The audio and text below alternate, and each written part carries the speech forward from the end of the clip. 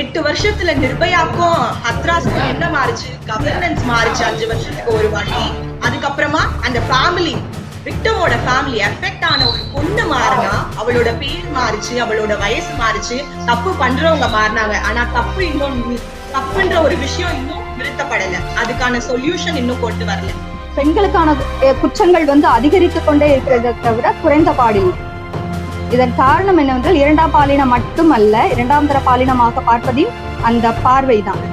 ஒருத்தன் தப்பு பண்ணானா அவனோட உறுப்பை கட் பண்ணி நடு ரோட்ல வீசி அடுத்தவங்க எல்லாம் பார்த்து இந்த தப்பு பண்ணா இதுதான் நமக்கும் தண்டனை அப்படின்றது அவங்களுக்கு தெரியணும். அது தெரிஞ்சா மட்டும்தான் ஒரு குழந்தையில இருந்து ஒரு வயசானவங்க வரைக்கும் மனசுக்குள்ள போய் நிற்கும். தப்பு பண்ணா நமக்கும் இதுதான் கெதி அப்படின்னு தெரிஞ்சா மட்டும்தான் தப்பு ஒரு விஷயம் நிறுத்த முடியும். பெண்களுக்கு எதிரான குற்றம் எங்கிருந்து தொடங்குகிறது என்றால் குடும்பம் முதற்கொண்டு. குடும்பம் முதலாவது தொடங்கி அது எல்லா துறைகள்லையும் பரவி கிடக்குது. போன வருஷத்தோட கம்பேர் பண்ணும்போது 7.8% இன்க்ரீஸ் ஆயிருக்கு கிரைம் ரேட். அதை நம்மளால நிறுத்த முடியாதா? எவ்வளவோ பெண்களுக்கான தளம், பெண்கள் என்று எந்த துறையில் கால் பதிக்கிறார்களோ அப்பொழுது அந்த துறை நிறைவு பெறுகிறது. 45,500 கேசஸ் விமெனுக்கு அகெயின்ஸ்டா மட்டும் ரெஜிஸ்டர் ஆயிருக்கு. சோ 45,000 அப்படின்றது ஒரு சாதாரணமான நம்பர் கிடையாது. பெண்கள் உடை உடுத்துறாங்க, அதனால நாங்க கிளர்ச்சி அடைகிறோம் அப்படின்னு சொல்றாங்க.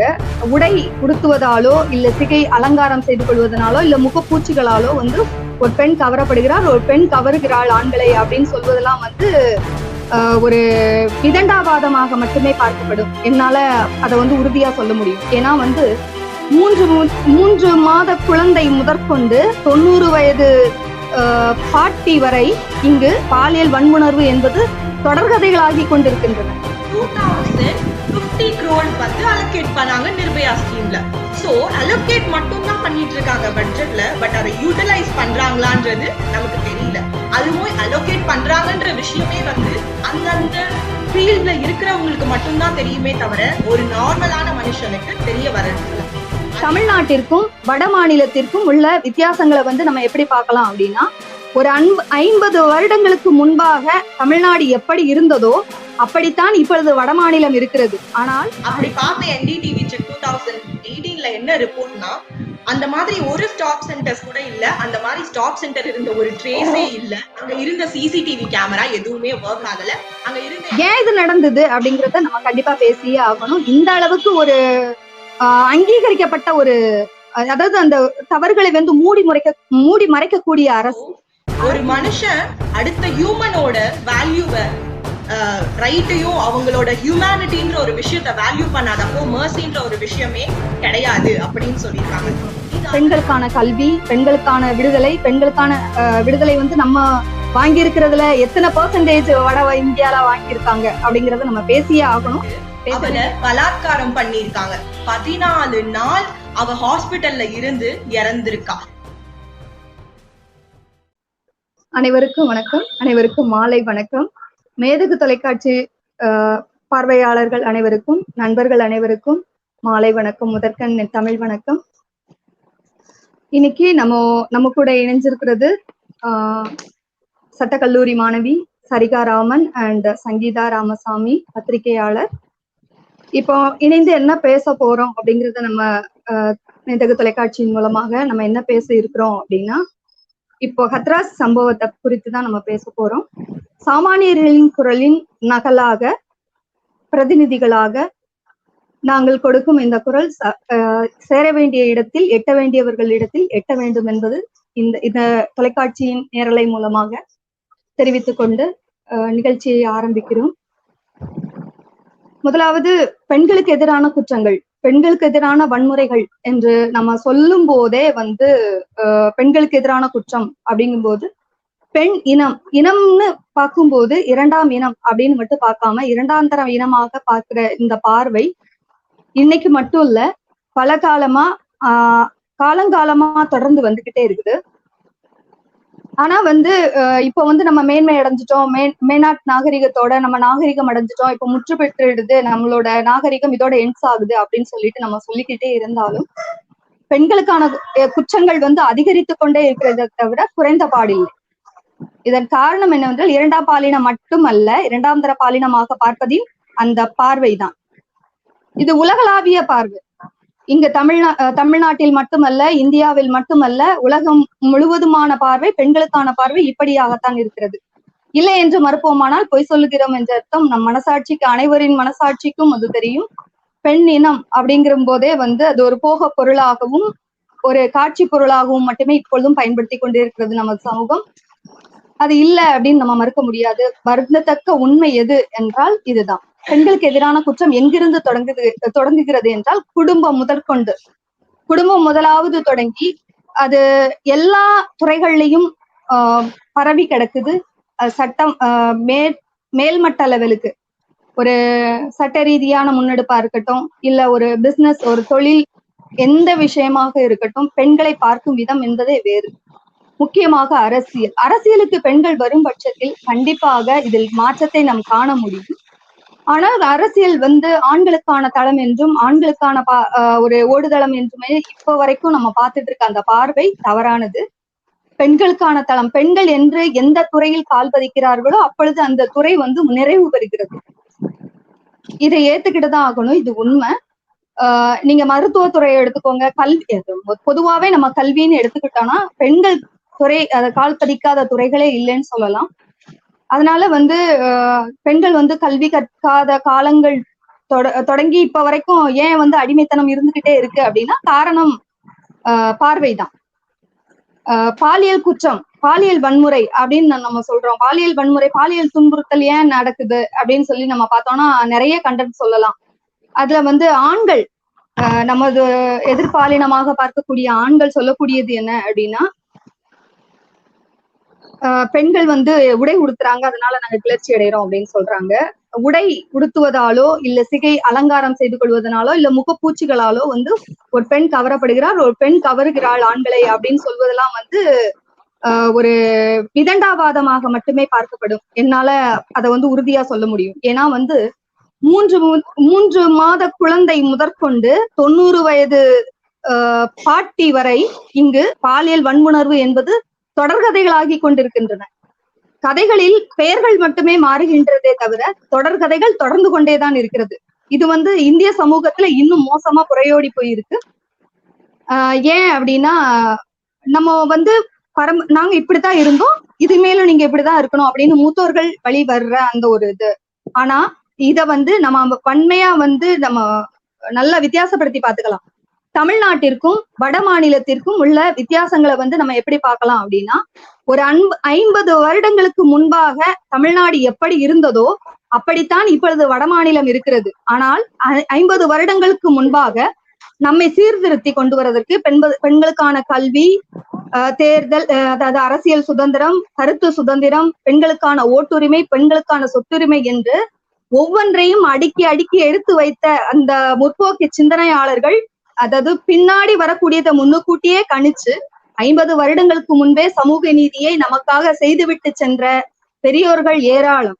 அதுல தவிர்க்க முடியாத ஒரு பெரும் ஆளுமை பெரியார். அவர் இருந்ததுனால இந்த 50 வருடத்துல நம்ம கடந்து வந்த பாதைகள் எவ்வளவு கடினமா இருந்தது அப்படிங்கிறது இப்போ நம்ம ஹத்ராஸ்ல பார்த்த சம்பவம் இங்கேயும் நடந்திருக்கு, சட்டப்பூர்வமாவே நடந்திருக்கு. யாரும் எதிர்த்து பேசல, யாரும் அதுக்கு மறுப்பு சொல்லல. இந்த மாதிரி அது தொடர்கதையாவே நடந்துகிட்டு இருந்தது. அதுக்குதான் இங்க சொல்லுவாங்க தேவதாசி முறைன்னு சொல்லுவாங்க. தேவதாசி முறை பாலியல் வறட்சி அப்படின்னு சொல்லுவாங்க. பாலியல் வறட்சி அப்படின்னு ஒரு ஆணுக்கு ஏற்படும் போது ஒரு பெண்ணுகிட்ட போய் அதை சரி பண்ணிக்கணும்னு நினைக்கிறாங்க. அதுக்காக அவங்க இப்படி பண்ணிக்கிறோம் அப்படின்னு அவங்க அந்த காலத்துல அத அங்கீகரிக்கப்பட்ட முறையா அதை அங்கீகரிச்சாங்க நம்ம தமிழ் சமூகத்துல. இதே இது அங்கேயும் இருந்திருக்கு. பட் அந்த தேவதாசி முறையை ஒழித்தது நம்ம நீதி கட்சியும் பெரியார் வழி திராவிட கட்சிகளும் தான். அத மாற்று கருத்தே கிடையாது. இந்த திராவிட சித்தாந்தம் அப்படிங்கிறது சட்டமயமாக்கப்பட்டதுனால இன்னைக்கு நம்ம சேஃப் சோன்ல இருக்கோம். இதே சேஃப் சோன்ல இருந்து இங்க இருந்து நம்ம அதை பார்க்கணும். நம்ம இதே ஒருங்கிணைந்த இந்தியால நம்ம பங்கெடுத்திருக்கிற அதே இந்தியால முக்கியமான ஒரு மாநிலம் என்று அறியப்படுகிற உத்தரப்பிரதேசம் மக்கள் தொகை அடர்த்தி, மக்கள் தொகை பரவல் அதிகமான அந்த மாநிலத்தை நம்ம கண்டிப்பா எடுத்து பார்க்கணும். அங்க ஆளும் கட்சியை எடுத்து பார்க்கணும். அங்க இருக்கிற கேஸ்டிசத்தை நம்ம பார்க்கணும். இதையெல்லாம் தான் இந்த நிகழ்வுல நம்ம விலாவாரியா பார்க்க போறோம். அதுக்கு முன்னாடி நான் சொல்ல வேண்டியது இதுதான். அங்க ஏன் வந்து இது இழைக்கப்படுது, இதனால் இது ஏன் நிகழ்ந்தது, இதன் மூலம் நம்ம தெரிவித்து நம்ம அடுத்த சமூகத்துக்கு என்ன சொல்ல போறோம், ஏன் இது நடந்தது அப்படிங்கறத நம்ம கண்டிப்பா பேசியே ஆகணும். இந்த அளவுக்கு ஒரு அங்கீகரிக்கப்பட்ட ஒரு, அதாவது அந்த தவறுகளை வந்து மூடி மறைக்கக்கூடிய அரசு எந்திரங்கள், இதையெல்லாம் நம்ம அலசி ஆராயறதுக்காக தான் இந்த நிகழ்வுக்கு வந்திருக்கோம்.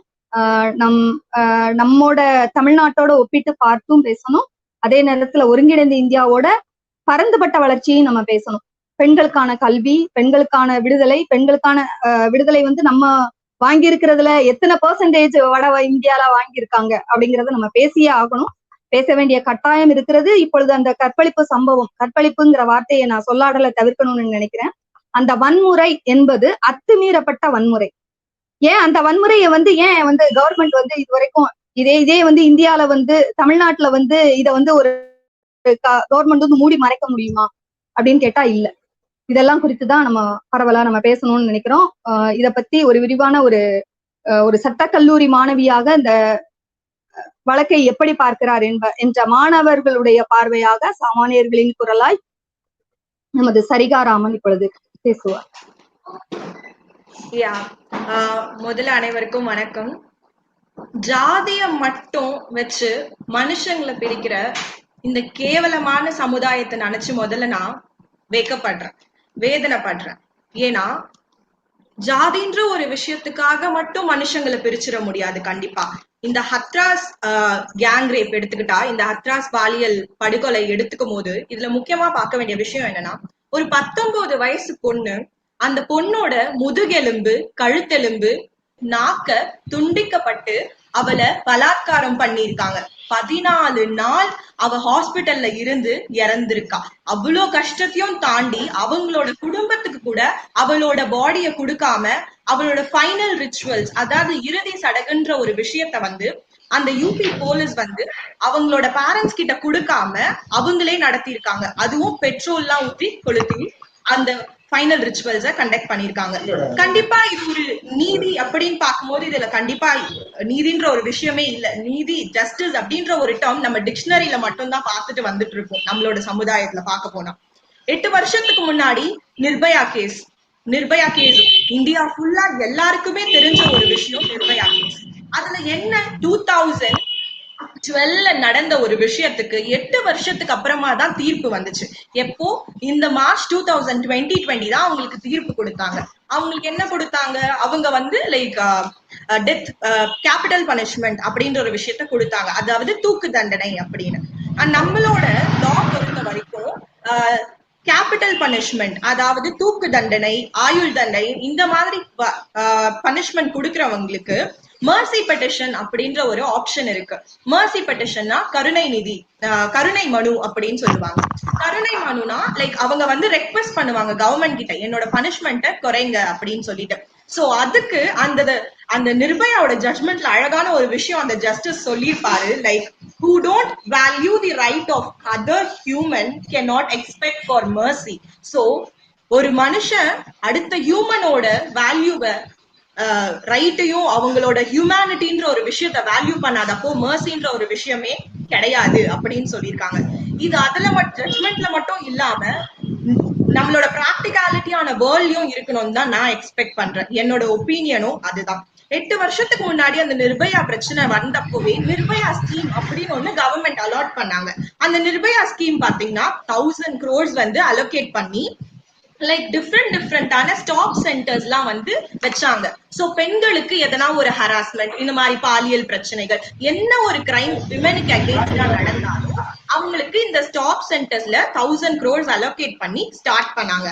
ஆனா 2018ல என்டிடிவி ஒரு ரிப்போர்ட் எடுத்தாங்க, ரியாலிட்டி செக் அப்படின்னு சொல்லுவாங்க.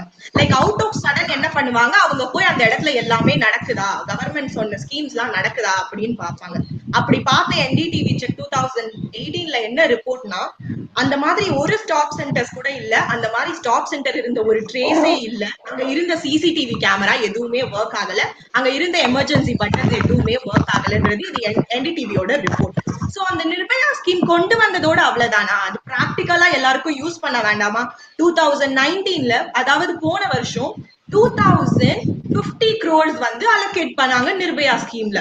சோ அலோகேட் மட்டும் தான் பண்ணிட்டு இருக்காங்க பட்ஜெட்ல, பட் அதை யூட்டிலைஸ் பண்றாங்களான்றது நமக்கு தெரியல. அதுவும் அலோகேட் பண்றாங்கன்ற விஷயமே வந்து அந்தந்த ஃபீல்ட்ல இருக்கிறவங்களுக்கு மட்டும்தான் தெரியுமே தவிர ஒரு நார்மலான மனுஷனுக்கு தெரிய வர்றது இல்ல. அதே மாதிரி 2019 NCRB அப்படின்னு சொல்லுவாங்க, நேஷனல் கிரைம் ரிப்போர்ட் அப்படின்னு சொல்லுவாங்க. சோ அந்த national crime report of bureau பொறுத்த வரைக்கும் 45,500 கேசஸ் விமெனுக்கு அகெயின்ஸ்டா மட்டும் ரெஜிஸ்டர் ஆயிருக்கு. சோ 45,000 அப்படின்றது வந்து ஒரு சாதாரணமான நம்பர் கிடையாது. சோ அவ்வளோ கேசஸ் விமெனுக்கு அகெயின்ஸ்டா ரெஜிஸ்டர் ஆயிருக்கு. சோ விமென் கிரைம் அப்படின்றது வந்து அநியாயத்துக்கு தலைவிரிச்சு போட்டுதான் நம்மளோட சமுதாயத்துல நடந்துட்டு இருக்கு. சோ இதுக்கு சொல்யூஷனே இல்லையா? என்னதான் பண்றது? வெறும் 8 வருஷத்துல நிர்பயாக்கும் ஹத்ராஸ்க்கும் என்ன மாறுச்சு? கவர்னன்ஸ் மாறுச்சு 5 வருஷத்துக்கு ஒரு வாட்டி. அதுக்கப்புறமா அந்த ஃபேமிலி விக்டமோட ஃபேமிலி எஃபெக்ட் ஆன ஒரு பொண்ணு மாறினா அவளோட பேர் மாறுச்சு, அவளோட வயசு மாறுச்சு, தப்பு பண்றவங்க மாறினாங்க. ஆனா தப்புன்ற ஒரு விஷயம் இன்னும் நிறுத்தப்படல. அதுக்கான சொல்யூஷன் இன்னும் கொண்டு வரல. இப்போ நிர்பயாக்கே இப்போதான் ஜட்மெண்ட் கொடுத்தாங்க. சோ அப்ப ஹத்ராஸ்க்கு இன்னும் எத்தனை 8 வருஷம் காத்துட்டு இருக்கணும்? இதுவா நம்மளோடது? லெஜிஸ்லேஷன் அப்படின்னா நம்ம வந்து என்ன வேணாலும் கொண்டு வரலாம். அமெண்ட்மெண்ட் அப்படின்ற ஒரு விஷயத்த நம்ம லால கொண்டு வரலாம். அமெண்ட்மெண்ட் தான் மாடிஃபிகேஷன், சேஞ்ச். காலம் மாறுற மாதிரி லாவை மாத்திக்கிட்டே வர்றதுக்கான ஆப்ஷன் நம்ம லால இருக்கு. அது அமெண்ட்மெண்ட் ப்ரொவிஷன் அப்படின்னு சொல்லுவாங்க. சோ அப்போ என்ன பண்ணணும்னா ஸ்பீடான ஜஸ்டிஸ் கொடுக்கணும். ஃபாஸ்ட் ட்ராக் கோர்ட் அப்படின்ற ஒரு விஷயத்த செட்டப் பண்ணலாம் அப்படின்னு ஐடியா கொண்டு வந்தாங்க கவர்மெண்ட், பட் இம்ப்ளிமெண்ட் பண்ணல. ஃபாஸ்ட் ட்ராக் கோர்ட்னா ஒரு பர்டிகுலர் டைம் பீரியட் செட் பண்ணிடுவாங்க. சோ அந்த ஒரு 10 நாளோ 20 நாளோ 1 மாசத்துக்குள்ளயோ அந்த கேஸ முடிச்சு அவங்களுக்கு தண்டனை கொடுக்கணும். 8 வருஷத்துக்கு முன்னாடி நடந்த ஒரு விஷயத்துக்கு இந்த வருஷம் 2020ல அவனுக்கு பனிஷ்மெண்ட் கொடுக்கறானா யாருக்கு ஞாபகம் இருக்கும் நிர்பயா? ஏன்னா நிர்பயா மட்டுமா? நிர்பயா முடிஞ்ச அதுக்கப்புறம் எவ்வளவோ பொண்ணுங்க வந்து இப்போ ஹத்ராஸ்ல வந்து நிக்குது. சோ இந்த மாதிரி ஒரு சின்ன சின்ன விஷயம் அமெண்ட்மெண்ட்டை கொண்டு வர்றது மட்டும் இல்லாம அதை எக்ஸிக்யூட் பண்ணணும், அவேர்னஸ் கொடுக்கணும் ஜனங்களுக்கிட்ட. இதுதான் பிரச்சனை. எஜுகேஷன் சிஸ்டம் நம்மளால ஒரு நாள்ல மாத்த முடியுது. நேஷனல் எஜுகேஷன் பாலிசி கொண்டு வர முடியுது. ஓவர் நைட்ல நம்மளோட கரன்சி, அதாவது நம்மளோட பணம் வேல்யூ இல்ல, 500 ரூபாய் நோட்டு வேல்யூ இல்ல, 1000 ரூபாய் நோட்டு வேல்யூ இல்லன்னு மாத்த முடியுது நம்மளால. ஆனா ஒரு சின்ன விஷயம் சொல்ல முடியாது, தப்பு. இவ்வளவு பெரிய விஷயம், ஒரு விமனோட ரைட் எஃபெக்ட் ஆகுது, ஒரு விமன் இறந்து போறா, அவளோட கிரைம் ரேட் இன்க்ரீஸ் ஆயிட்டு இருக்கு. போன வருஷத்தோட கம்பேர் பண்ணும்போது 7.8% இன்க்ரீஸ் ஆயிருக்கு கிரைம் ரேட். அதை நம்மளால நிறுத்த முடியாதா? எவ்வளவோ பண்ண முடியுது, இதை நம்மளால பண்ண முடியாதா? கண்டிப்பா அது ஒரு காமனான ஒரு நார்மலான மனுஷனுக்கு தோன்ற ஒரு டவுட் தான் எனக்கும் வந்துச்சு. சோ என்னோட ஒப்பீனியன் என்னன்னா, இங்க நான் எதை முன்வைக்கிறேன்னா, லெஜிஸ்லேஷன்ல அமெண்ட்மெண்ட் ப்ரொவிஷன்ஸ் இருக்கு. அமெண்ட்மெண்ட் கொண்டு வாங்க, ஃபாஸ்ட் ட்ராக் கோர்ட், சீக்கிரமா தீர்ப்பு கொடுங்க. ஒருத்தன் தப்பு பண்ணானா அவனோட உறுப்பை கட் பண்ணி நடு ரோட்ல வீசி அடுத்தவங்க எல்லாம் பார்த்து இந்த தப்பு பண்ணா இதுதான் நமக்கும் தண்டனை அப்படின்றது அவங்களுக்கு தெரியணும். அது தெரிஞ்சா மட்டும்தான் ஒரு குழந்தையில இருந்து ஒரு வயசானவங்க வரைக்கும் மனசுக்குள்ள போய் நிக்கும். தப்பு பண்ணா நமக்கும் இதுதான் கெதி அப்படின்னு தெரிஞ்சா மட்டும்தான் தப்புன்ற ஒரு விஷயம் நிறுத்த முடியும். அரப் கண்ட்ரீஸ்ல எல்லாம் பாருங்க, எவனாவது ஒரு பொண்ணை தொட முடியுமா? தொட்டுட்டு போயிடதான் முடியுமா? சோ நம்மளோட லா வந்து இன்னும் எவ்வளவு ஸ்ட்ராங்கா கொண்டு வரோமோ அவ்வளோ வந்து நம்மளோட ப்ரொடெக்ஷன் as well as விமனை வந்து நம்ம ப்ரொடெக்ட் பண்ணலாம். நிறைய லா எக்ஸிஸ்டிங்ல இருந்தாலும் கொண்டு வந்தாலும் பிரச்சனை வரப்ப கொண்டு வராங்களே தவிர, பட் என்ஃபோர்ஸ் ஆகிறதும் இம்ப்ளிமெண்டேஷனும் பிராக்டிகாலிட்டி ஒர்க்ல வந்து நடக்கல. நிர்பயா ஸ்கீம்ன்ற ஒரு விஷயமே எவ்வளவு பேருக்கு தெரியும்னு எனக்கு தெரியல. இது மட்டும் இல்லாம நிர்பயால தொடங்கி ஹத்ராஸ்ல முடிஞ்சிடுச்சா? கிடையவே கிடையாது. ஹத்ராஸ் கேஸ் முடிஞ்சு 2 நாள்ல என்ன மைனர் கேர்ள் வந்து மத்திய பிரதேஷ்ல 3 பேரால ரேப் பண்ணிப்பட்டு இறந்துட்டா. அது மட்டும் இல்ல, ஹத்ராஸ் அந்த பொண்ணு டெல்லியில அட்மிட் பண்ணியிருந்த டைம்ல பல்ராம்பூர்ல வேற ஒரு பொண்ணு 22 இயர்ஸ் ஓல்ட் கேர்ள், அவ வந்து என்ன ஆச்சுன்னா அவளுக்கு வந்து காலேஜ் அட்மிஷனுக்காக போயிருந்தா. அந்த பொண்ண ரேப் பண்ணி அவ கையு காலு எல்லாத்தையும் உடைச்சு அவளுக்கு போதை மருந்து கொடுத்து அவளை ரேப் பண்ணி அவளும் இறந்துட்டா. சோ இந்த மாதிரி விஷயத்தெல்லாம் வந்து மக்கள் கிட்ட கொண்டு போய் சேர்க்கறது மட்டும் இல்லாம அவங்க அவங்களோட தனிப்பட்ட கருத்துக்களையும் அவங்களோட எல்லாத்தையும் ஒருத்தர் பதிவு பண்ணும் போது அதை கன்சிடர் பண்ணி கவர்மெண்ட் அதுக்கேத்த அமெண்ட்மெண்ட் ப்ரொவிஷன்ஸ கொண்டு வரணும் கண்டிப்பா. அது மட்டும் இல்லாம அமெண்ட்மெண்ட் கொண்டு வர்றது மட்டும் ஒரு பெரிய விஷயம் கிடையாது. அது இம்ப்ளிகேஷனும் practicality work that is very important. When it comes to any amendment, it has to be in the form of implementation and practicality work.